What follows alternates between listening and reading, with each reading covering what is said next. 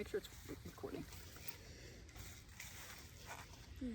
In this last section, I'm going to talk about where we are. We're in a place called Boykin, South Carolina, and it's where Israel, after everybody started to realize that Joseph Kershaw wasn't going to share with anybody, Israel moved on down and married a woman named Ann Cato Carter, whose family is from Spring Hill, which is right behind Boykin, and he ended up hooking up with Samuel and Elizabeth Boykin, who bought the land for this this complex here called the Boykin Mill Complex and the Mill Pond, super expensive steakhouse, beautiful restaurant.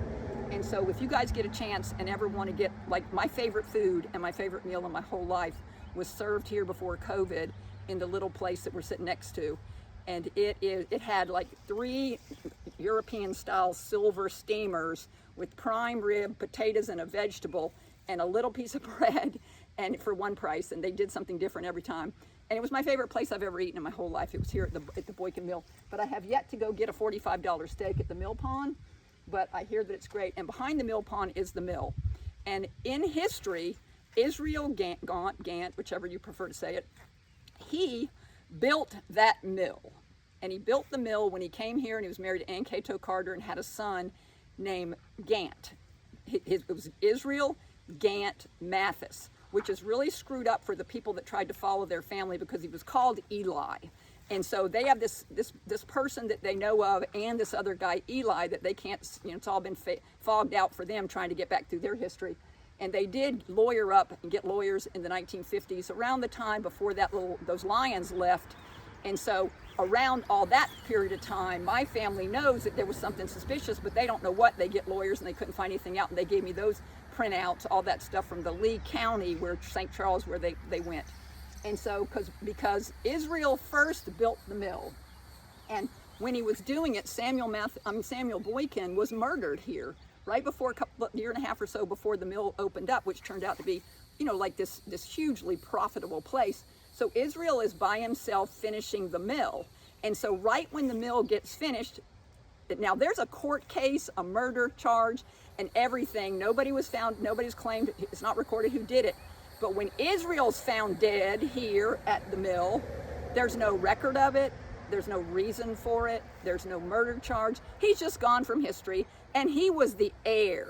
Israel Gant was the heir to the Mathis Gant, go ahead and pick that up. It was the heir to the Mathis Gant, Sophia Mathis and Daniel Mathis's land, 360 acres, most of downtown Camden, South Carolina. He was the heir. And so they had already pacified him over the years, along with Mary and Samuel Mathis. And there truly was a Zebulon, but he left early because he hooked up with Jane Miller, whose father was from Lawrence, South Carolina. So he left Camden and he went up to become John Miller's son-in-law, and did his whole family and got out of this whole ridiculous thing that the letters are going back and forth to the family and everybody's so disgruntled, and he's just moved on. But Israel has now come here and built the mill and is dead right here where we're standing, this area right here. The heir, he's the line I'm from, of my family, the Israel Gant Mathis's line that went over, and I went to family reunions with those Mathis people. And it turns out that the person who really took the most charge was John Mathis the Great's son in New Jersey, sent his 2 children down here, Micaiah and William Mathis. The census said they lived with Samuel Mathis. So he was, I guess, whatever age he was, because he was practically adopted by Joseph Kershaw and his sister Sarah, because the mom had been killed. So on that note, there was power here. Micaiah and William were grandsons of John the Great, King Constable of New Jersey's Little Egg Harbor. They were the grandsons here with Samuel Mathis, trying to figure out why there was because after the Civil War, the land had been mortgaged for goods that weren't approved by Congress, so there was no reimbursement. That from Honduras, Bermuda, that Joseph Kershaw had spent all of it, mortgaged a bunch of his land and the Gant land.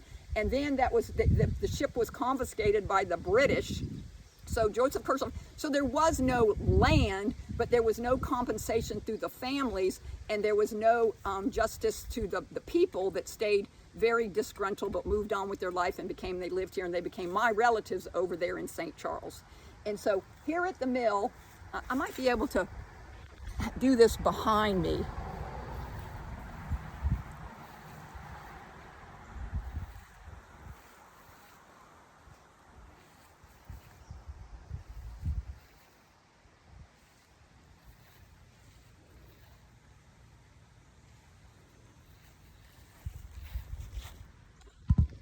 So that's pretty much a wrap for this, and we're going to be doing the 60 of them, and so the next one we'll be doing the lions in Colombia.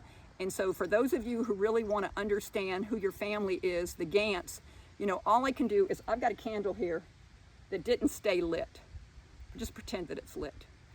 And I really want to take a minute to say what my intentions are, because all through, especially Ginger's life, we use a candle at night to have an affirmation.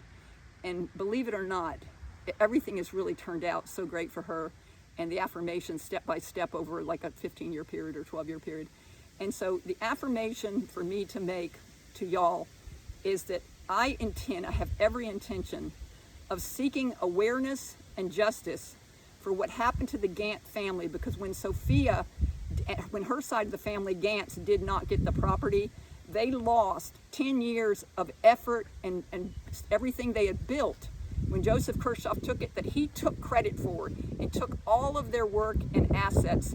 And the Gant family, with Zebulon's letters saying we're never going to do it to get out of the, that whole letter I'd said, and his family never being able to have any ability to come after Joseph Kershaw to let him out of that commitment with the credit line.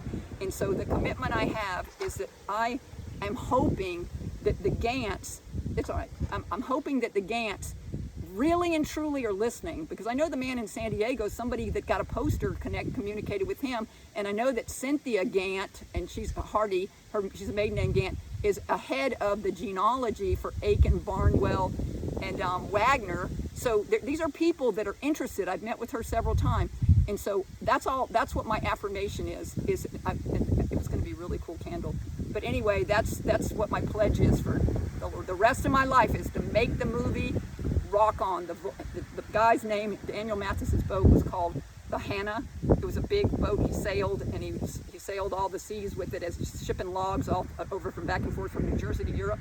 To England, and they had a port in Lancashire, in Rebshire, and so the movie's going to be the Voyage of Hannah Gant.